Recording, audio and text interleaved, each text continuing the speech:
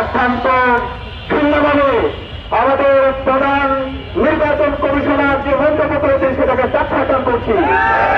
নির্বাচন কমিশনার তিনি আজকে বলেছেন আমাদের যে দলের সহযোগিতা শরীর মুসলিম হাজিমায়ের উপর সন্ত্রাসীরা যে গুলি করেছে সেটা নাকি একটি বিচ্ছিন্ন ঘটনা। আমরা প্রধান নির্বাচন কমিশনারকে বলতে চাই এই ধরনের নির্বাচনের মন্তব্য এই নৃশংস হামলার পর আপনি কিভাবে করতে পারেন? অনতিবিলম্বে আপনার এই মন্তব্য আপনি প্রত্যাহার করেন এবং জাতির কাছে প্রকাশের ক্ষমতান। আমরা আপনার বিরুদ্ধে আমাদের আন্দোলন সংগ্রাম শুরু করব। আমরা উত্তরের সাথে দায়িত্বশীল পর্যায়ে যারা আছেন সবাইকে দায়িত্বশীল আচরণ করার জন্য আমরা যারা জেলায় প্রযত্ন আছি গত 3 রাত আমরা ভোট দিতে পারিনি, বাংলাদেশের জনগণ ভোট দিতে পারিনি।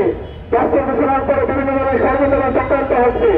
দেশের সামগ্রিক স্থবিরতির জন্য আমাদের জাতীয় ঐক্যবদ্ধ দরকার এবং দায়িত্বশীল পর্যায়ে যারা আছেন প্রধান নির্বাচন কমিশনার থেকে শুরু করে প্রধান উপদেষ্টা এবং উপদেষ্টা পরিষদে যারা আছেন এবং রাজনৈতিক দল ছাত্র সংগঠন সবাইকে আমাদের দায়িত্বশীল আচরণ করতে হবে।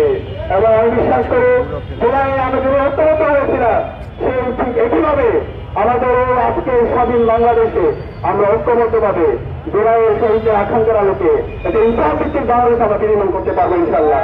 সেই ইনসাফ ভিত্তিক বাংলাদেশ নির্মাণ করার জন্য যে 3 দফা দাবি আমরা উত্থাপন করেছি অনতিবিলম্বে আমরা এই 3 দফা দাবি বাস্তবায়ন দেখতে চাই। স্বরাষ্ট্র উপদেষ্টা এবং প্রধান উপদেষ্টা বিশেষ সরকারি খোদাবক এবং অন্যান্য উচ্চপদস্থ কর্মকর্তারা ছিলেন, তারা আমাদেরকে আশ্বস্ত করেছেন দ্রুত সময়ের মধ্যে এই দফাগুলো বাস্তবায়ন হবে। আমরা আশা রাখছি এই যে তাদের আশ্বাস সেটা আমরা বাস্তবায়ন আমরা দেখতে পাবো।